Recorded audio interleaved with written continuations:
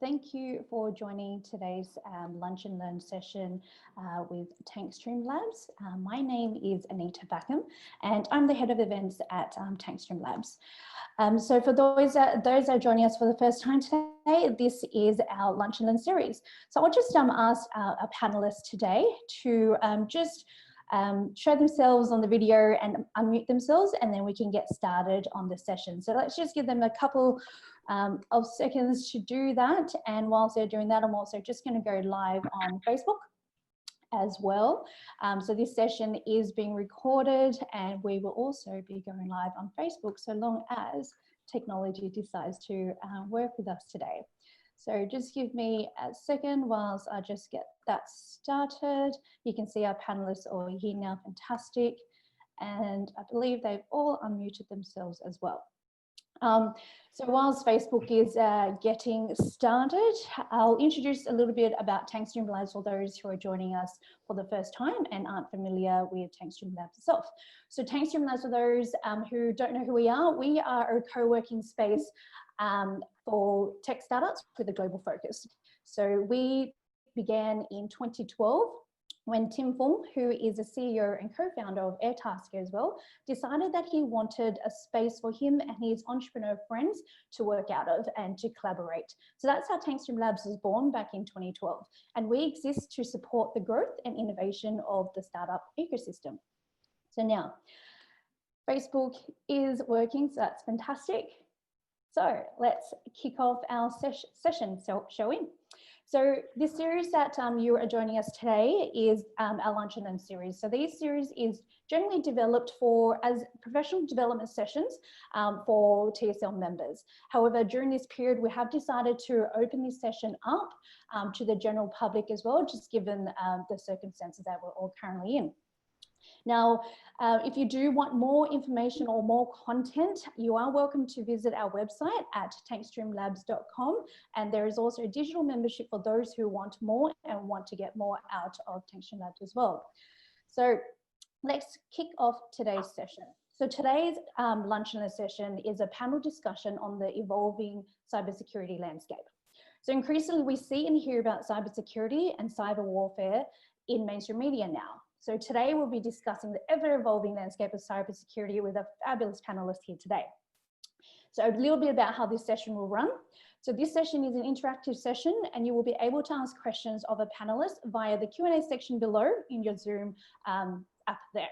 So the session will run for approximately an hour and will conclude at about 2 p.m. And just a reminder that this session is being recorded and that we're also live on Facebook. So, if you did miss the beginning, my name is Anita Backham and I'm the head of events at Tankstream Labs and I will be your moderator for today. Joining me on the panel is Lani Refiti, who is a co-founder and CEO of IoTSec Australia.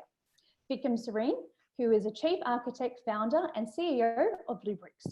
We also have Nicole Stevenson, who is a principal consultant in Ground Up Consulting, and Ian Yip, who is the CEO of Avertro, former CTO of McAfee APAC and former director of Cybersecurity EY. Thank you everyone for your time and lovely to join. Really excited for this call and to see what insights will come out of this call as well. So to begin, why don't you all tell us a little about you and your cyber expertise and background? Maybe we'll start with you, Ian, because you're the first to my left on my screen. Okay, so very quickly, yeah, I'm the co-founder and CEO of Avertro. We're still very young, just less than a year old. We focus on helping people answer their cyber why question for executives and board members. My background personally, I was APAC CTO for McAfee for about two and a half years. Prior to that, I ran EY's cybersecurity practice in Sydney for roughly about 2 years as well. I've got almost 18 years of cyber experience across many different areas and other companies like IBM and probably too many to mention right now. So yes, a good range of different things in cyber. Great, fantastic, thank you. Lani, do you want to go next? Yeah, thanks, Anita. And first off, thank you for Tankstream Labs for inviting us all to speak today. So Lani Refiti, I'm a founder and CEO of IoTSec Australia. Now, we're not a startup, we're not a tech startup, we're actually in industry advocacy group. So we work in the IoT ecosystem. And so it was founded about 3 years ago to basically advocate for secure practices in IoT with a particular focus on critical infrastructure. And in my day job, I'm a partner at Deloitte, and I look after the critical infrastructure cyber capability there nationally for the firm. Fantastic. Thank you. Nicole, would you like to go next? Hi, everyone. I'm Nicole Stevenson, and I'm a privacy consultant, which you wouldn't think always relates to the cybersecurity space, but I can assure you it does, and I think we'll be talking about that a little bit later. I think a great aspect of my role at the moment is the volunteer work that I'm doing in the smart cities and critical infrastructure space, particularly around that intersection between cyber and privacy. And also, I do specialize as a smart cities privacy consultant. So again, there's a lot of work in that smart city critical infrastructure space, and there's a lot of that IoT crossover, and therefore the cybersecurity risk component. So I'm delighted to be here and to share my knowledge, particularly around privacy today. Amazing. Thanks so much. And lucky last, Vikram. Yeah. Thank you, Anita, for organizing this. I am Vikram Sareen. I've been in a domain of cybersecurity for the last 21 years, and I'm a serial entrepreneur. So I've already started 3 companies in the domain, and over the last 15 years, I've made around 7 products. So Bluebricks has been my favorite. In ended duration, we have actually got 2 patents in cybersecurity domain, and I think it's a very interesting field. 20 years back, it was something people used to talk about it less. It used to be called IT security, but now it's called cybersecurity, and I think everything is being influenced or touched upon by that. So yeah, that's me, and super excited to learn from all the panelists. Awesome. Thanks so much. We definitely have a fountain of knowledge. So hopefully we can pick the best parts out of everyone during today's session as well. So with that, let's kick off. So the reason why this session also came about, because there is a lot of cybersecurity talk and activity, especially like you said, Vikram, now people are talking about it more and more. It used to be called IT security. Now it's cybersecurity. Now it's cyber warfare. So on the 19th of June this year, particularly during the COVID pandemic, Prime Minister Scott Morrison gave a pretty unusual press conference detailing that Australia was under sustained attack after months of warnings that the COVID-19 pandemic was providing increased valuable opportunities for criminals. So cyber threats are not new, right? We all agree that they are ongoing and they're ever evolving. So Lani, let's start with you then. What are your thoughts on the Prime Minister's press conference, and why do you think he felt the need to publicly announce something that has always been an ongoing threat? Mm-hmm. Good question to start off with, Anita. I think, yes, cyber threats are always evolving. They have been over the last 23 years I've been in this field, and going back to what you said, before it was called IT security, before that it was data security, before that PC security, before that computer security, which is when I first started in the field. So yes, it has always been evolving. I think there are a couple of distinctions we've got to make as part of the Prime Minister's announcement. And it's probably ones we tend to avoid talking about in the industry because of its sensitivities. Number one, the Prime Minister was specifically referring to nation-state actors in terms of those who were attacking us. And without naming them, he was talking about our largest trading partner, China, right? So number two, by all available sort of reporting, both publicly and available, on the media, and also if you look at cyber threat intel feeds like I do, the amount of attacks, the frequency of them, the spread of the different sectors that the attacks were in, I think had increased, and had gotten to the stage where the government deemed it was pertinent to sort of make that announcement. Now you could question the intent of the federal government. Was it politically motivated?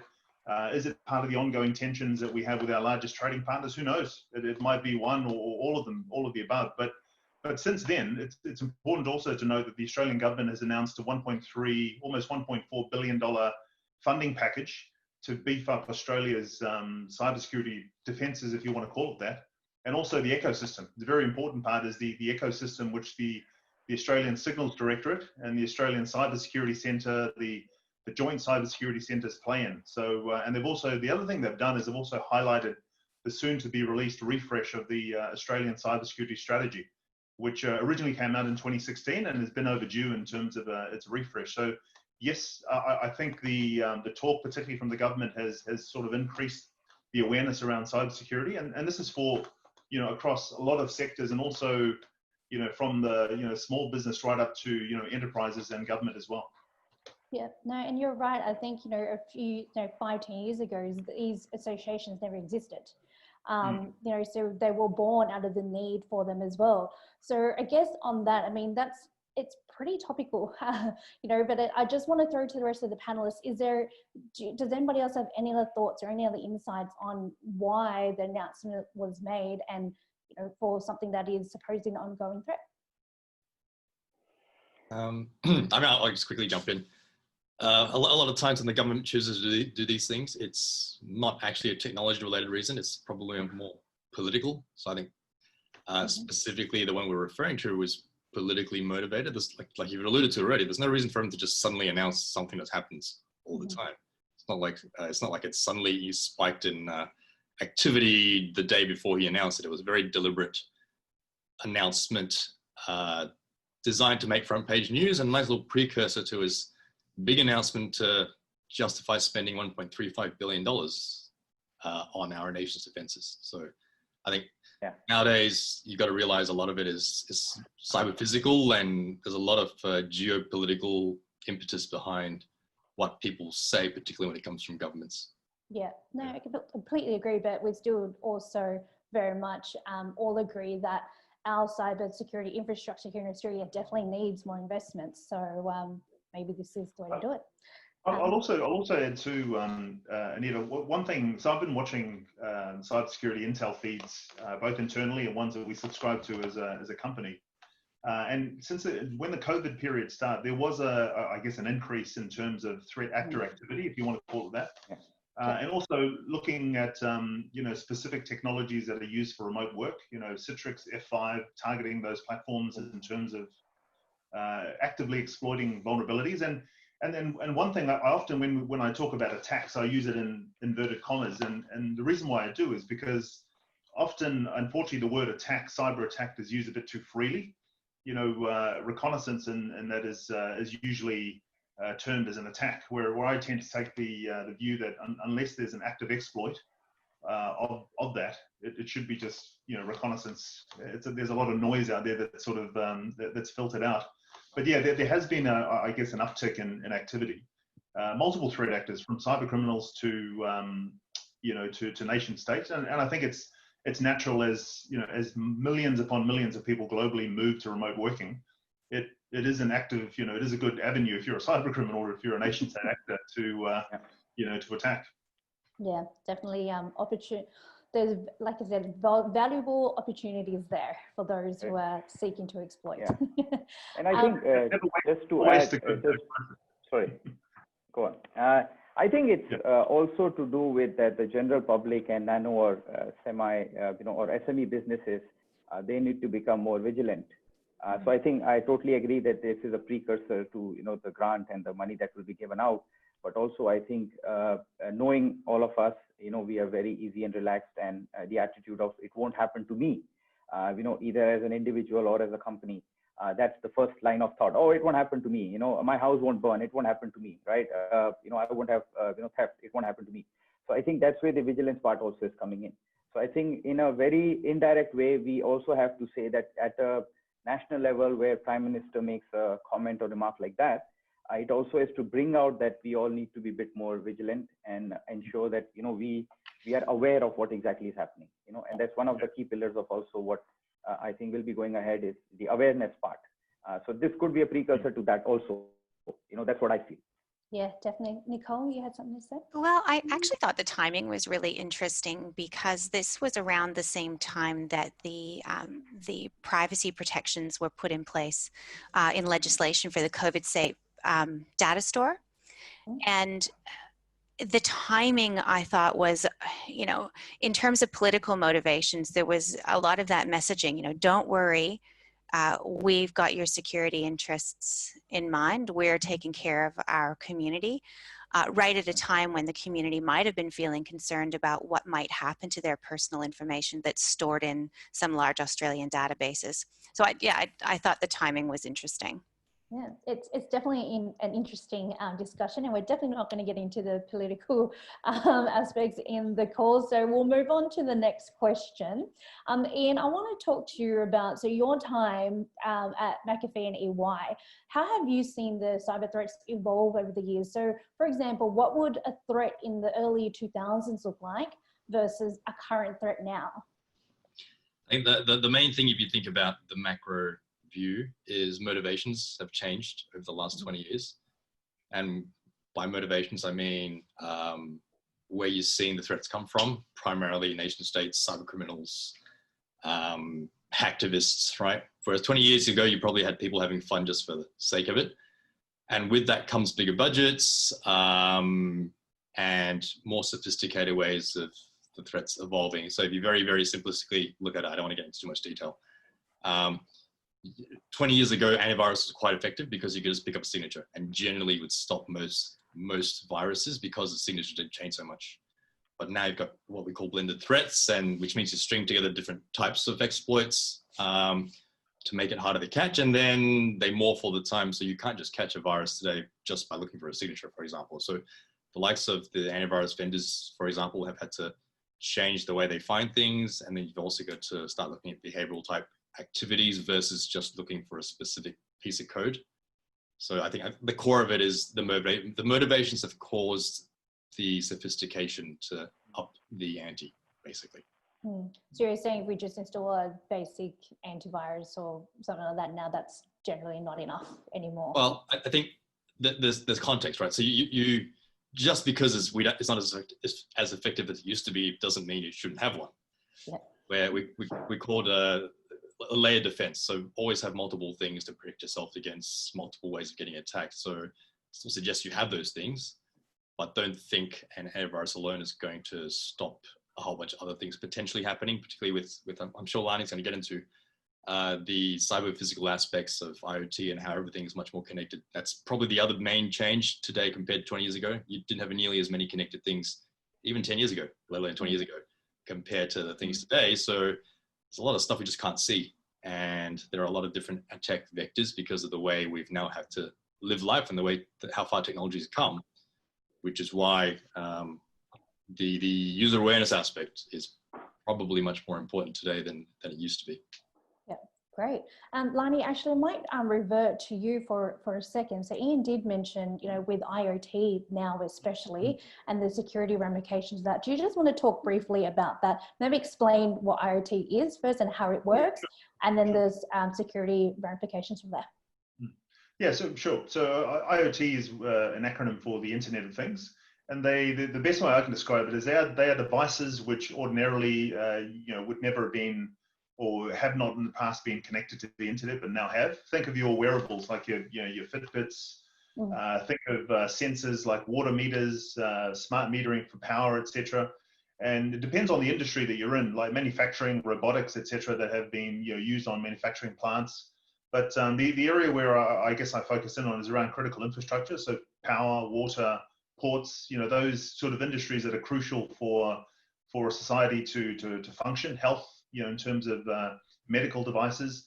So a lot of these devices are not new, but they've never been sort of connected to the internet or to the cloud as increasingly become. And with that, I guess, and Ian said it, with that sort of new services, new systems, comes new risks and exposures. One of them is simply the scale in terms of, we haven't yet come across the scale of new services and devices that are being used right now.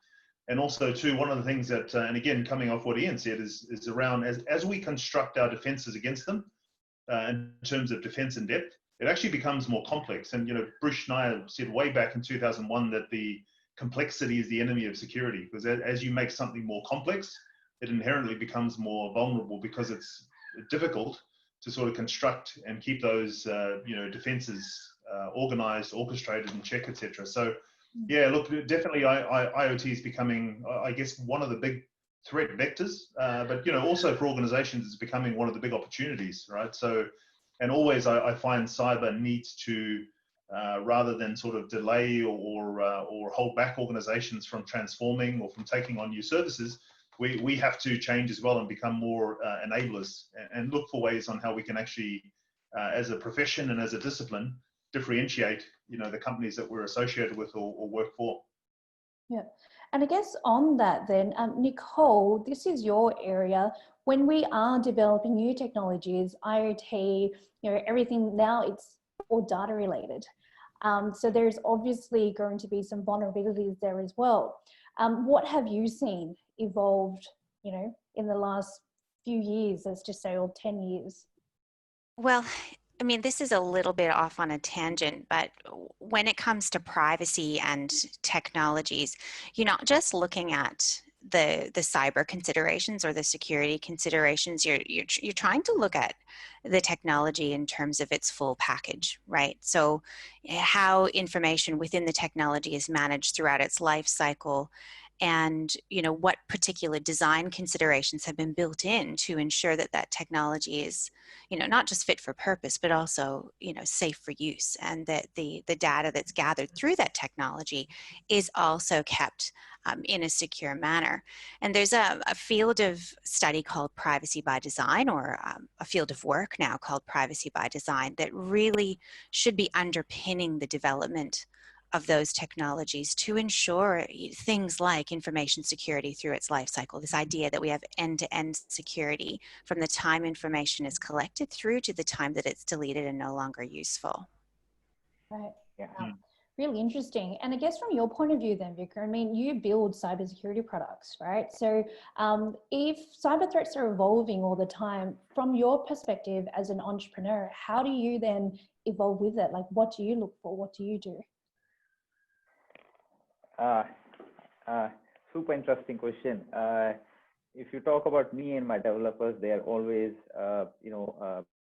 hyper about everything. Oh, let's do this new feature. Let's add this thing, and it's very hard to tame them, because new feature is more sexy, against security, right? Security is always an afterthought. So that's one of the biggest hurdles which I feel is there, because, especially in startups and companies who are trying to build something new, they don't consider security from the start. So it's mostly about, can I get the product right, but mostly from a feature point of view or a sellable entity point of view, but not from a security point of view. And that also has a very different, aspect, because we work mostly with BFSI clients, banking and financial.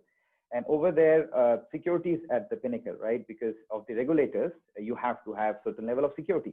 And these, new companies who are going there and building solutions, they don't realize that when they go and pitch to a possibly a bank or insurance company, they kind of fall flat. And then the second biggest issue which I feel is there is that open source. We all love open source. It's free, but at the same time, imagine if a hacker, all he has to do is just build a simple malicious code and put it on GitHub and make it free. Let's say a file download or upload, a file like for Python or for Java. And now, lazy developers will just pull it down, add it into their, project, give it out in a product release. And now that, malicious code is sitting across all the clients that you have, right? So these are the things which kind of, and I think I totally agree with Nicole that privacy, for design is fundamentally has to come in. Security has to be the first thought, not the first, at least the second thought, when you're, building any new innovative solution. And that's where it has to, go ahead. So totally agree with that. And I think especially from building products, I think one of the co-founders, or at least somebody in the top management, has to be very much security aware and found it that, no, we need to make it secure. Data security is very important. So, that's where it starts. Yeah. Yeah, no, definitely. And you're right. I think we see it so often where security isn't the first point, or not even the second or third sometimes. You wanted to make it sexy, you wanted to make it work. And then only when a breach occurs, you go, oh, in hindsight. So we'll definitely talk about that during the call as well. Nicole, yep.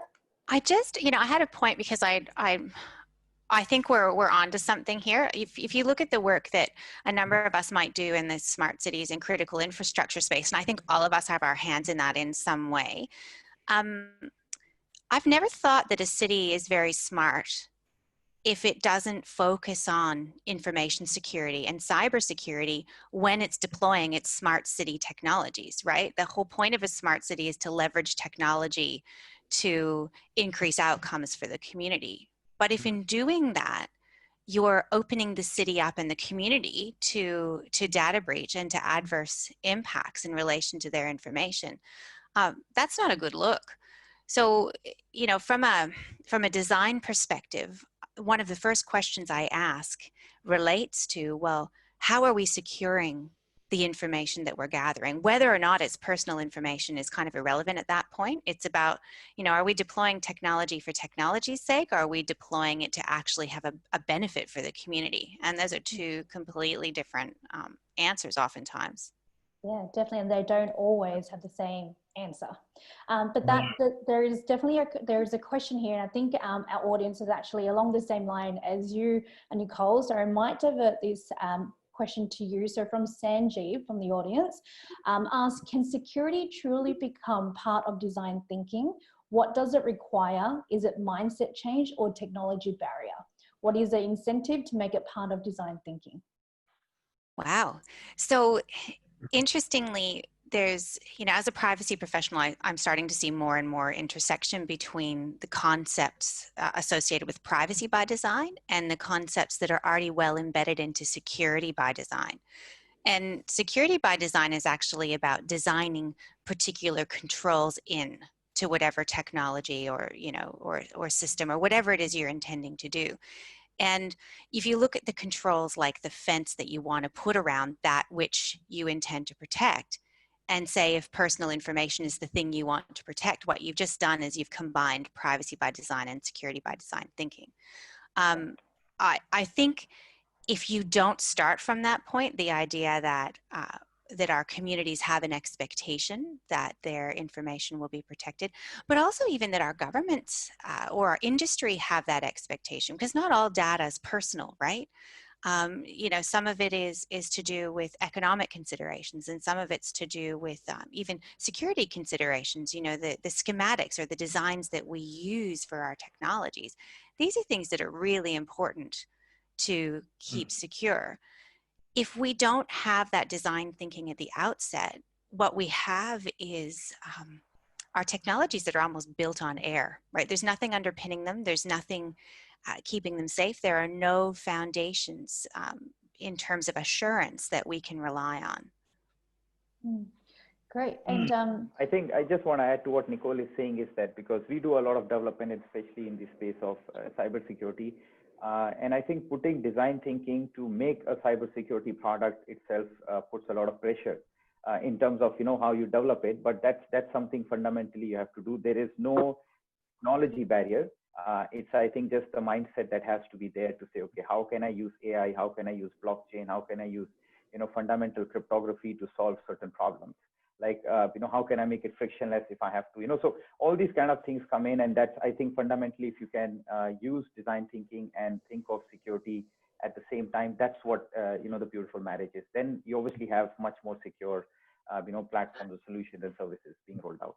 So totally, I think a very valid question from Sanjeev. great. Can I add something, Anita? Yeah, sure. So, you know, I agree both Nicole and Vikram. It's not a technology barrier, definitely not. And it's definitely, I even go beyond mindset and say it's a cultural issue. And I know the word culture is often bandied about and sort of loses its meaning as such, but I'll give an example. So I work a lot, as I said, in the critical infrastructure, power, water sectors, mining as well. They have very strong OH&S, occupational health and safety standard. You know, if you talk to any of the two big miners, Rio or BHP, often their vision and their CEO and their board is often KPI'd on having no deaths as part of their organization, as part of their operations. So those organizations, I find when I talk to them about cyber risk, particularly the executive and board level, they understand it. You know, they understand the physical risk, and they can easily sort of transpose that into cyber risk. It doesn't happen all the time, but it happens most often. And I find that I always find is a good indicator in terms of if an organization has a culture of security of OH&S, they will often be more receptive or will implement better controls around privacy, data security, etc., because they understand, you know, that sort of culture of risk, I find. Yeah, great. And Ian, did you have anything to to add as well, because I know you deal with a lot of executives and larger corporations just in regards to that. So did you have anything to add to that piece as well? Yeah, I mean, the keyword is something Lani said, is risk. So on the design thinking question, so we are a SaaS platform, right? So we literally have to do design thinking to build our platform. Culture is key. If I let the devs do whatever they want, probably half of the things they did wouldn't be secure, which is just the nature of it. So culture is, the reason I say culture is key is because I'm the one who signs off on something before it goes into production. And I get in their way sometimes because I kind of tell them this is not acceptable from a security and privacy standpoint. We're going to let this go out. And it comes from the CEO. So to everyone else's point, it does need to come top down. Otherwise, you're going to ignore security along the way. And that's kind of what we speak to people about. And what we kind of help people with is also to kind of balance that risk versus usability. Sometimes we do have to, not compromise, sometimes we do have to balance some of our capabilities against making something more usable. If we believe the risk isn't that high, if we kind of tune something more for the usability aspect versus locking it down completely. So the short answer to the question is yes, but it has to come top down and it has to be in there from the start as you're designing and building something. Great. And I'll sorry again, Anita, I'll jump in. I also think the other thing that we haven't spoken about is regulations. So, you know, if you look at things like cars, right? You look at airbags and seat belts. You know, they were often for a long time, particularly seat belts, they were, you know, they weren't mandatory, but as soon as they did become, you know, all cars had them. So I think along with design thinking, along with culture, I think things like regulations and, you know, privacies, we have, you know, regulations around that. And hopefully we're headed to more sort of holistic privacy regulations along the line of what the EU has. But I think that also helps. It's not the panacea by itself. It's not going to you know, to work in isolation, but definitely along with culture, along with those other factors that will. Yep. Fantastic.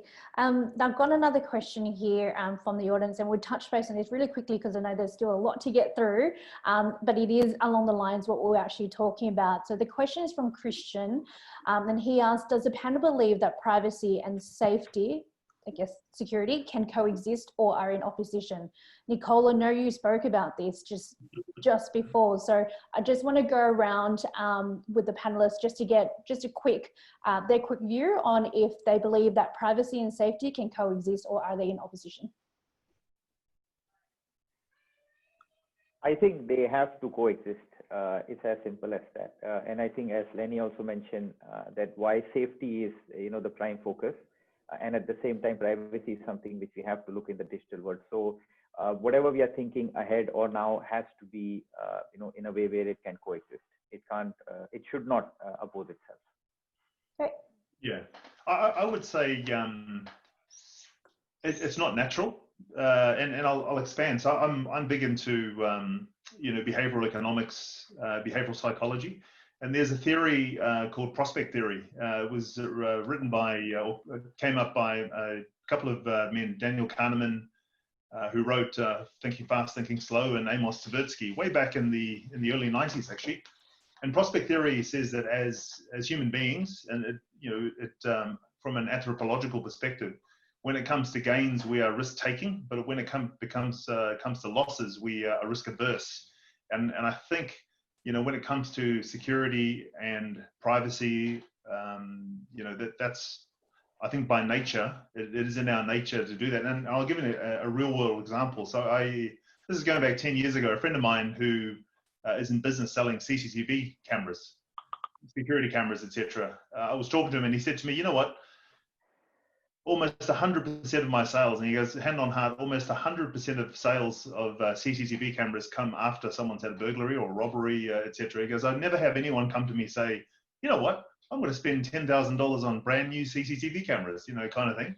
So for me, that's always sort of answered that question. They must coexist, but I think by nature it doesn't.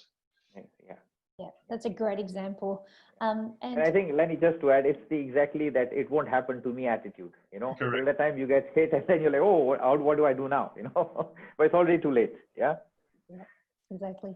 Ian, do you have any Anything to add? I mean, the only thing I'll add, because I agree with everything everyone said, probably the best example, recent example, front of mind is the COVID Safe app, right? Without getting into whether it works or not. People keep asking me, and I'm sure they asked all of you as well, as experts in your own right, should I install it? Now, on the assumption it works, I know that's arguable. I told everyone, look, install it, because in certain cases, the risk of a privacy breach is outweighed by the risk of and the benefits you would gain from for your safety, right? So I think in those cases, it can coexist as long as you believe there's the relevant amount of transparency. And I think the government tried to be transparent about it. Again, you can argue whether they did the right audits and disclose the right things. But generally, I'm fairly comfortable if someone's transparent to me about the pluses and minuses and gives me that amount of information for me to make a informed decision. And in those cases, I think they can coexist. Great. And before we move on, Nicole, did you have anything to add? I just agree entirely with the panel here. One thing that I think is interesting is it depends on what you consider the word safety to mean. So because I'm in the privacy space, which is more in relation to, say, the protection of an individual's civil liberties around the handling of their personal information, safety is also something that's different. So, you've got cybersecurity, which is, protecting data in that cyber realm, for example, or technologies or critical infrastructure. Cyber safety is a little bit different because that's about protecting a person from a negative outcome. Mm-hmm. And in that case, I do see privacy and cyber safety coexisting in a very beautiful way. You just look at things like prevention of cyberbullying, or the minimizing digital footprints of kids, or taking steps to minimize your own digital exhaust when you're dealing with various different apps and platforms. So I do see them coexisting, and in a complementary way.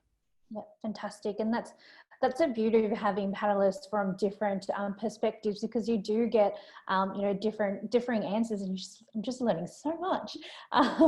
So I guess we'll continue with you as well, Nicole. So this term has been thrown around a lot in the media lately. The term militaristic commodity, right? It's been used to describe the new type of cyber threats now. Or cyber warfare even. They're using the term cyber warfare now. So can you explain what this term means, militaristic commodity, and then how, in your opinion, privacy laws are actually being used in the fight against it? Right. So I love that. I think you gave me the hardest question that you've given the whole panel. And I can say that I had to reach far back into my sort of political science, international relations theory kind of training to tease the answer out, particularly in a privacy context, but I'll have a go. So in the context we're talking about today, we're talking about like broad scale economic and information warfare being fought in cyberspace. That's what we're talking about. But I think it's really annoying actually that cyber warfare is described in this way to ordinary citizens, because it doesn't mean anything unless you unpack it, right? Unless you tell a citizen, a member of the community, what militaristic commodity means. It's just some fancy word that a reporter is using to describe something that's actually really serious. So if if we go back to kind of that political science training, and Lani was talking before about different theory, and again, there's a theory called the security dilemma, and this is a theory that was born during a time when we had strong physical borders that were guarding the information or whatever it was we wanted to keep safe, right? Like actual borders on the ground patrolled by soldiers or border guards. And the security dilemma is a theory that suggests that whenever one nation is either maintaining or in some way advancing their own security posture. So, for a second, think about the guys with the boots on the ground, stomping their way in with rifles across a border. Whenever that happens, what happens to the other nation is that their security posture is somehow compromised, right? So it's this idea of attack, advance, defend, attack, advance, defend. It's that kind of concept. Now, when we extrapolate this, though, when we put this into a cyber context, right, physical borders don't exist in cyber. But the political borders that they represent still do. You know, the ones that we see on a map, they still exist. And within those political borders are some very, very real economic and social interests that are at play. And a second thing is, when we have an abstraction of our borders like this, we get into a position, you know, in terms of cybersecurity, that we are always in a heightened state of that risk awareness. And we were talking earlier about risk. Now, if you go back to this idea of a security dilemma, imagine the boots on the ground soldiers 24/7 having to be at heightened awareness, always on the attack, always moving forward, and yet always defending at the same time. Like, how exhausting, right? That just wouldn't work in, you know, the days before globalization and digitization. That kind of being on all the time would not work. In a cyber context, though, that's exactly what we have to do. That's exactly the situation that we're in. So if you think then about this sort of broad scale economic and information warfare that's playing out in cyberspace, this is actually a really heavy duty concept. And I don't actually think the community entirely gets it. And this is why it's so important from a privacy perspective to start to unpack the fact that, you know, the information part of the warfare, maybe not necessarily the economic part of the warfare, the information part of the warfare is about data. Data is the commodity. And the most exciting, interesting, and relevant data is usually the data about you or me, right? It's the stuff that identifies us or could lead to us being identified in a particular context to make us a target, you know, whether it's to steal our money or influence our voting, you know, a variety of different things, you know, that bad actors would want to target us for. But we have to think in those contexts, right? This kind of warfare is not just about, you know, keeping the water on, you know, lights on, the water flowing. It's not just about that. It's also about influencing people and their decisions. You know, perhaps harming them, or, you know, in some cases helping them if we're talking, you know, being on the protective side of the warfare. But from a privacy perspective, we just have to look at TikTok as an example, right? And I hate profiling particular nation states, so I'm not going to do it. What I will say, though, is that what we have, TikTok's parent company is based in China. And in that particular regime, companies that exist in China can be required at a moment's notice to provide all the information they have to the government. And TikTok's just been profiled in the media for taking data off people's iPhones. You know, the stuff that's sitting on their clipboard is available to TikTok through its app, through the way the app is designed. Now, if you take it out of a nation state context for a moment and just think about that as a person, that is really creepy. And so from my perspective, that's where privacy comes in.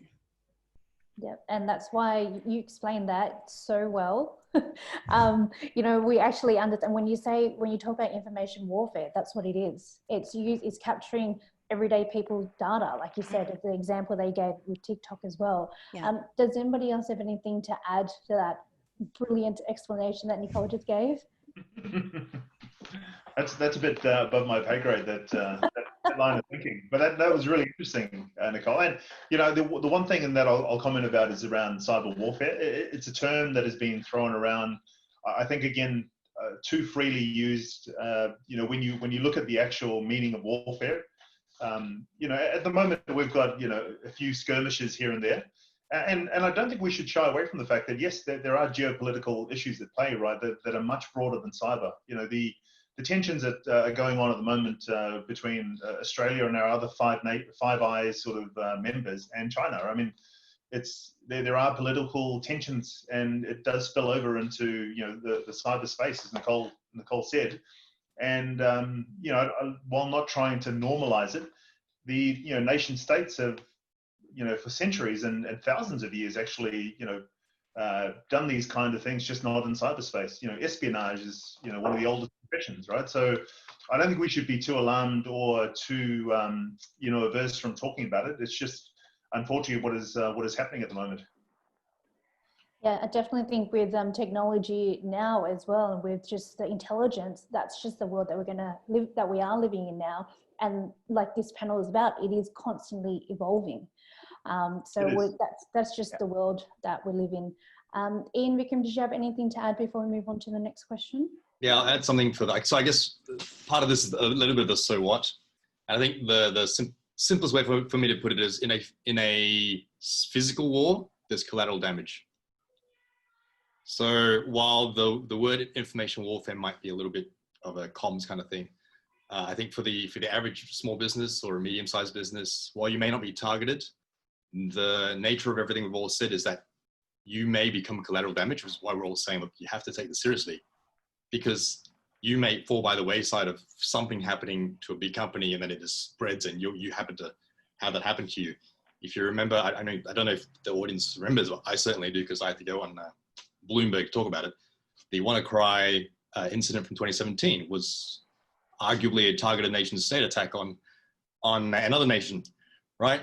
Same with NotPetya. And the targets obviously were affected, but it became a global cyber incident because everybody else just became collateral damage because of the way that specific exploit was written. So I think that's probably the biggest takeaway for the average person. The so what? It's like you could very easily become collateral damage, which is why you can't just think this doesn't matter for you because you're not a big company or a big nation state. Yeah, and that's true. And we're seeing that every day. You know, small businesses caught in the crossfire. So yeah, and I find it very interesting that we are using war terminology when we are talking about cybersecurity threats, hacks, attacks, all that. So I find it really, really interesting. Vikram, did you have something you want to add quickly as well? Yeah, I think just to add to Nicole's comment on TikTok, which is from China. Actually, India took a big step and banned roughly around 60 plus applications or apps which were stealing data. So that's something which, at the government level, can be done or, can be proposed, coming from a privacy point of view. But it will obviously take, a lot for Australia to convince that. And I think on the other hand, if you look at it, if we use technology, we all are lazy bums. We want to click the least, we want less friction. So if you take a very simple example, I'll give you, which is from, the American companies like Google and Facebook. You have the single sign-on, right? Now, any developer can go ahead and, in less than half an hour, come up with a website, which is a fake or a bad website, and integrate, Google login or Facebook login, and, Twitter, Instagram, LinkedIn, all these different kind of logins. And all it does is that user just makes a click and voila, you have all the information available to you. From the photo, date of birth, where you work, who's your spouse, the whole thing comes to you as a developer, as a company. And trust me, it's not that hard. So fundamentally, these companies are giving you, a technology or, set of services which you can use it in a good way, but it's very, very easy for a bad guy to use them also.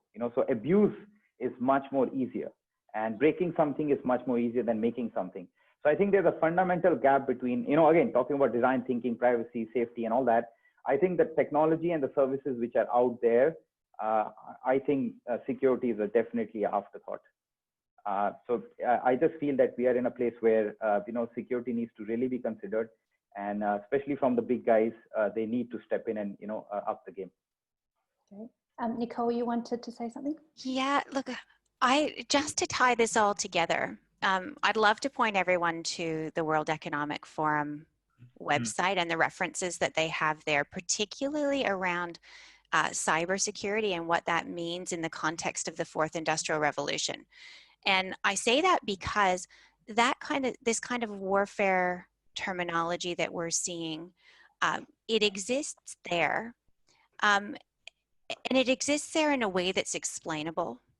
The idea that we're no longer talking about circumstances of sort of like micro political aggressions. We're talking really targeted, strong, sustained, meaningful attacks on you know, from country to country, where information, and often it's information about people, is the target. And so that as a resource is a really good one. And it also, it steps out some of the things that are really relevant to do and to think about in terms of how we react in this new cyber landscape. And it talks about things like collaboration between like-minded nation states. And it talks about technology and the law, and the fact that right now the advances in technology are outpacing what we're doing in terms of regulation, and that's a you know, a critical risk point globally, no matter what side of the line you sit on in terms of whether you're you know, a defender or an aggressor in a particular cyber situation. Fantastic. Thanks for that note, Nicole. And on that, we'll bring it back to startups and small businesses. And like Ian said, the so what does it all mean to me? So I guess if you take it back to today, many businesses, so large, small, startups, large corporations, they've all moved to remote working as well due to this COVID-19 pandemic, which means the risk for a cyber attack is higher than usual, like we had said in the beginning. But we've also seen that in many cases, a lot of businesses don't have a cybersecurity action or protection plan until a breach actually occurs, which by then it's too late. So, you know, they do say that offense is the best defense. So Ian, I'll give this question to you. So what can businesses and employees do to minimize the risk of a successful attack? There's a lot of fundamentals. The government does have guidance. Like in some cases, it's a little heavyweight, but there's a thing called the ASD Essential 8, and there's also the ASD Top 4. So at the very least, you need to do things like patch your systems properly. You need to whitelist your applications, meaning don't let stuff run that shouldn't run. You need to turn off a bunch of macros in your Office apps, because very often the exploits kind of key off those things. And this awareness is a huge thing, right? I mean, if nothing else, if you're properly educated as a team, that's better than nothing. So all I'll say is put the fundamental things in place. Antivirus, like I already said, is a good idea to have, and don't click on links. So just basics. The eSafety Office actually has a lot of really good information in terms of just guidance. So read that too. So start there for education. Download the ASD Essential 8 if you're a slightly more technical person, and make sure that you're at least thinking about it and implementing some of those things. It's good. Can I add to that, Nita? So I think great recommendations. There is so much stuff out there for small businesses, startups, etc. And I think one of the challenges that Ian alluded to was actually knowing how to implement them, what to implement.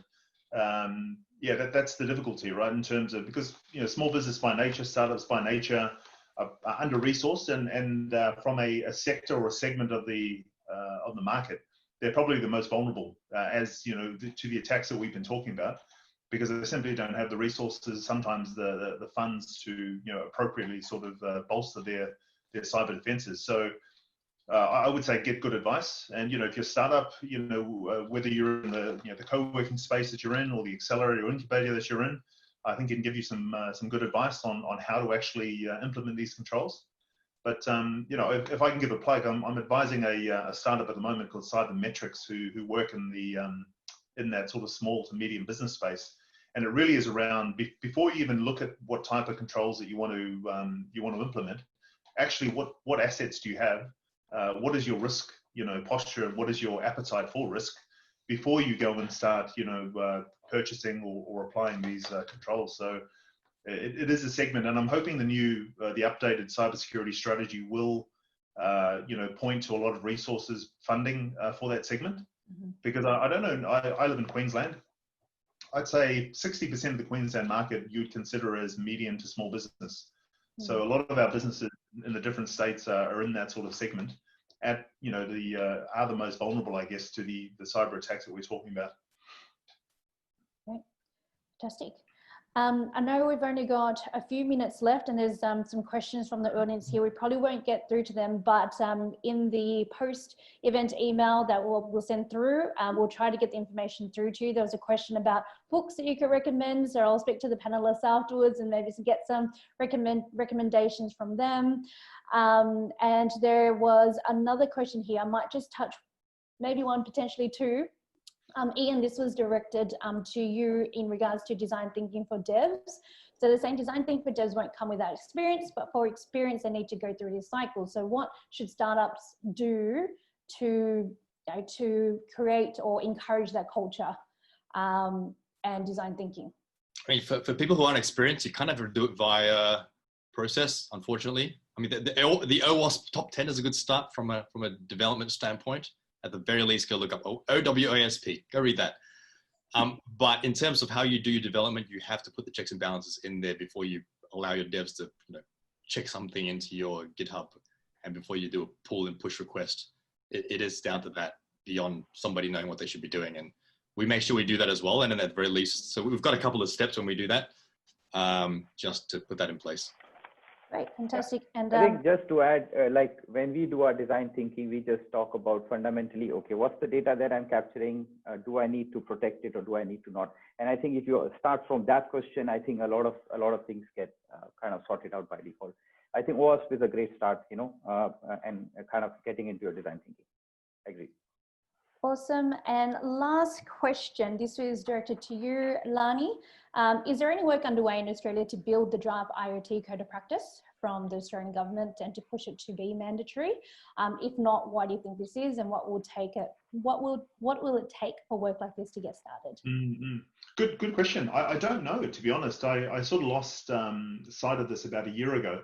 And I think from a government perspective, we're in a bit of a holding pattern until the Australian Cybersecurity Strategy refresh is released. And I've heard it's imminent, as in August, maybe September.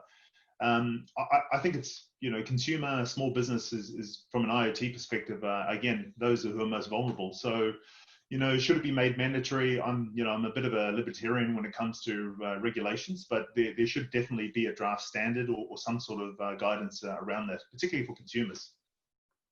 Okay, fantastic. Well, we've actually got a couple of minutes left. This is fantastic. But as I said to everyone who's joining us or who's here, this is a recorded session, so it will be an available resource. I think that this session has been extremely informative, extremely insightful, and the takeaways that we have taken from this session alone is just incredible. So thank you so much for our panelists today. There's been comments from audience here saying, it's really insightful. Thank you so much for the information. And post this session, we will include, so we spoke about links on e-safety, the World Economic Forum, some books, recommendations. So we'll make sure that we'll get that information out to you as well as the contact details of our panelists if ever you do need some special expertise as well. So again, thank you to everyone. Ian, Nicole, Lani, Vikram, thank you so much for your time today. Definitely one of the most insightful sessions I've sat on and moderated. So thank you so much for your time, and we'll take care and stay well. Thank you, everyone. Thank you. Bye. Stay safe. See you later. Bye-bye. Thanks. Bye now.